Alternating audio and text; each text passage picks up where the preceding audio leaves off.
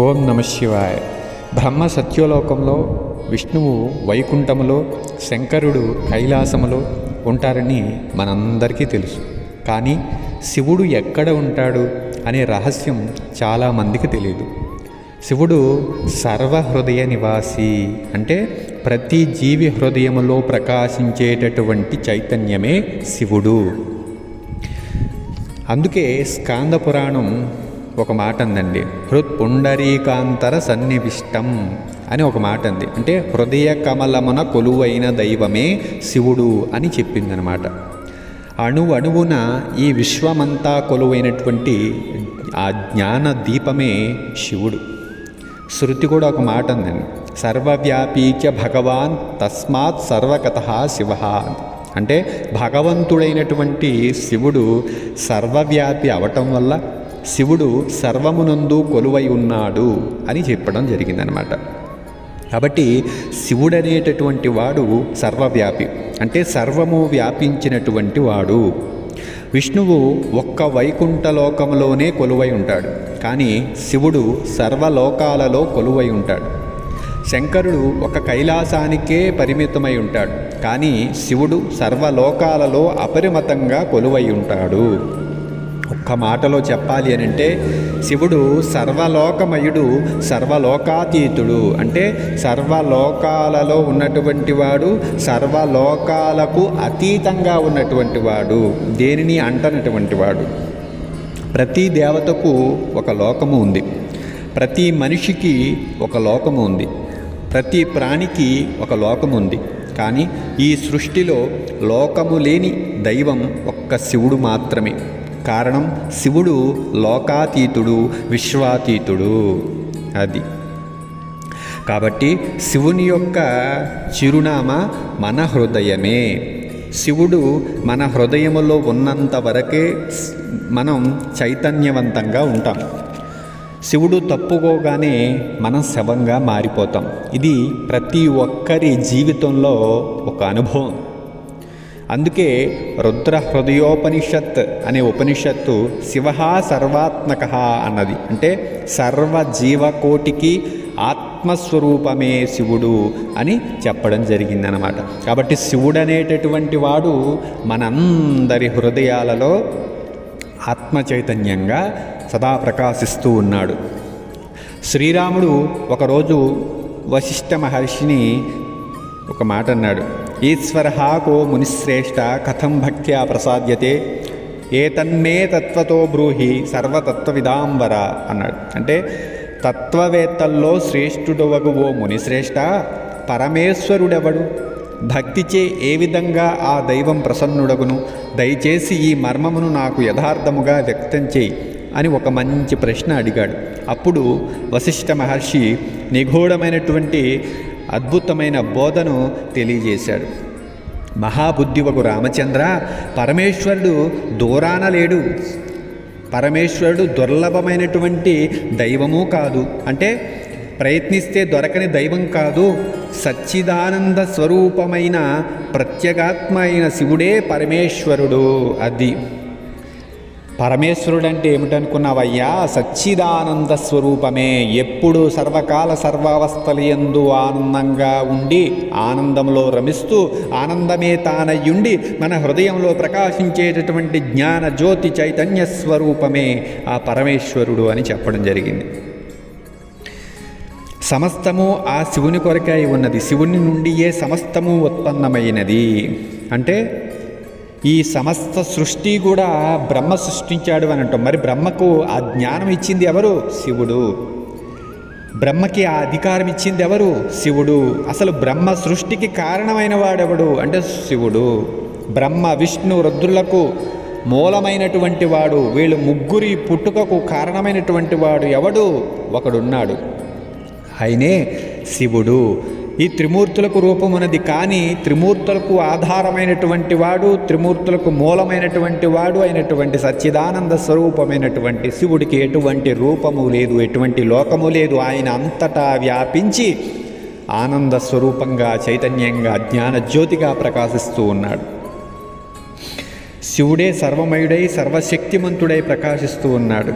అట్టి సర్వస్వరూపుడగు పరమశివుడిని నమస్కారమని వశిష్ఠ మహర్షి సర్వ జగత్కర్త దేవాది దేవుడు పరమశివుడేనని శ్రీరాముడికి చాలా చక్కగా వివరంగా బోధించడం జరిగింది. దేవాది దేవుడు, దేవుళ్ళందరికీ దేవుడు, ఆది దేవుడు, పరమపురుషుడు శివుడేనని శ్రీరాముడు చక్కగా అర్థం చేసుకున్నాడు. ఈ వశిష్ఠ మహర్షి శ్రీరాముడికి బోధించిన ఈ బోధామృతానికి ఉపనిషత్ ప్రమాణం కూడా ఉందండోయ్, దాన్ని కూడా శ్రవణం చేయండి. శివుడు సర్వహృదయ నివాసి అని శ్వేతాశ్వతరోపనిషత్తు అన్నది. ఏమన్నదో చూడండి. సర్వాసన శిరోగ్రీవ సర్వభూత గుహాశయ సర్వవ్యాపీ స భగవాన్ తస్మాత్ సర్వగత శివ మహాప్రభుర్వై పురుషసత్వశేష ప్రవర్తక సునిర్మలామిమాం ప్రాప్తిమీశానో జ్యోతిరవ్యయ. అంటే పరమశివుడు సమస్త ప్రాణుల యొక్క ముఖములను, శిరస్సులను, కంఠములను కలవాడై ఉన్నాడు. అంటే ప్రతి దేహము ఆయనదే, అన్ని రూపాలు ఆయనవే, ప్రతి శిరస్సు ఆయనదే, ప్రతి కంఠము ఆయనదే, ప్రతి ముఖము ఆయనదే అని చెబుతూ ఉన్నాడు. సర్వజీవుల హృదయ గుహలో నివసించుచున్నాడు అన్నాడు. మరి ఆయన గృహలో ఉంటున్నాడంట. గృహ అంటే కొండ గృహలో చెట్టు గుహ కాదండోయ్. మన హృదయం అనేటటువంటి గృహలో ఆయన ఉన్నాడట. శివుడు సర్వవ్యాపి అని అంటున్నాడు. మంగళ స్వరూపుడై ఉన్నాడు అన్నాడు. అందుకే ఆయన్ని ఎవరైతే ఆరాధిస్తారో, అభిషేకిస్తారో, స్మరిస్తారో వాళ్ళ ఇంట్లో మంగళం జరుగుతుంది, అంటే శుభం జరుగుతుంది, వాళ్ళకి మంచి జరుగుతుంది, వాళ్ళు వృద్ధిలోకి అవసరమైనటువంటి పరిస్థితులు ఏర్పడతాయి. అలాగే పరిపూర్ణుడకు శివుడు మహాప్రభువు. అంటే మనం ఒక దైవాన్నో గురువునో పట్టుకుంటాం, గొప్పగా భావిస్తాం, ప్రభుగా భావిస్తాం, మనకి యజమానిగా భావిస్తాం, మనకి కర్తగా భావిస్తాం. మరి అందరి ప్రభువులకు ప్రభువు ఎవరు అంటే ఆ శివుడే. శివుడు విరాట్ పురుషునకు ప్రవర్తకుడు అంట. పరమపద ప్రాప్తిని ప్రసాదించువాడు. అంటే నీకు మరో శరీరాన్ని ధరించకుండా, మరో జన్మ ఎత్తకుండా, ఈ శరీరమే నీ చివరి శరీరమై, ఈ జన్మయే నీ చివరి జన్మయై ఉండేలాగా నీ ఆత్మను, ఆత్మస్వరూపమైనటువంటి నిన్ను తనలో తిరిగి ఐక్యం చేసుకుంటాడు.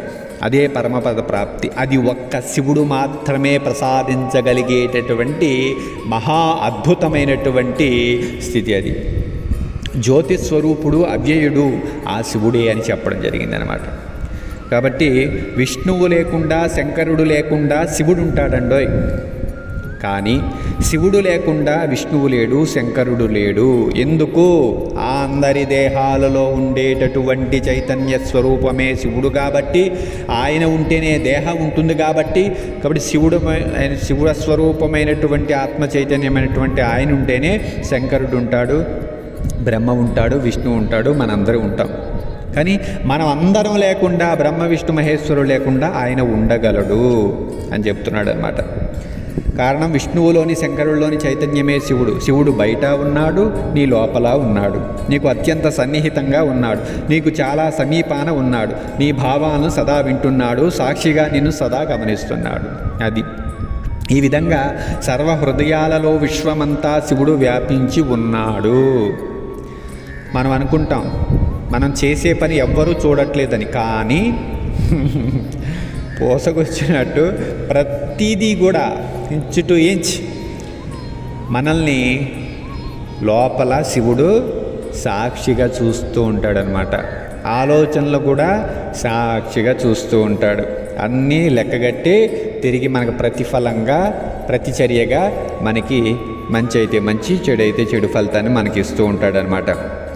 సూర్య ఆత్మ జగతస్తుషశ్చ అన్నాడు. అంటే జంగమ స్థావరముల అంతరాత్మ సర్వవ్యాపకుడు పరమశివుడు అని తెలిపిందనమాట.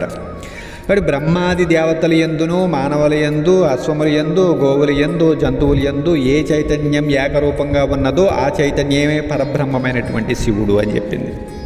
కాబట్టి శివుడు మన హృదయంలో ఉన్నాడు. ఈ ప్రపంచమంతా అణువణువున వ్యాపించి ఉన్నాడు. అందుకే శివుడిని మనం దేవాది దేవుడు అంటున్నాం. దేవుళ్ళందరికీ ఆదిదేవుడు అంటున్నాం. పురుషులందరికీ పరమ పురుషుడు అని మనం కీర్తిస్తున్నాం అన్నమాట. ఈ సత్యాల్ని మనం తెలుసుకొని మనం గనక శివుడి దగ్గరికి వెళితే ఆ వచ్చేటటువంటి పారవశ్యం వేరు, ఆ వచ్చేటటువంటి మనలోని భావాలు వేరు, మనకు వచ్చేటటువంటి ఆనందం వేరు. ఒక చక్కటి మానసికమైనటువంటి స్థితి ఏర్పడి మనం ఎంతో సంతోషంతో, ఎంతో ఆహ్లాదకరంగా ఆయన్ని మనం నిత్యము కూడా ఆరాధించగలుగుతాం. మనం కూడా ఆ శివుని స్వరూపమై శాంతిగా, ఆనందంగా, తృప్తిగా మనం సదా జీవించగలుగుతాం అని తెలియజేసుకుంటూ ఓం నమః శివాయ, ఓం నమః శివాయ, ఓం నమః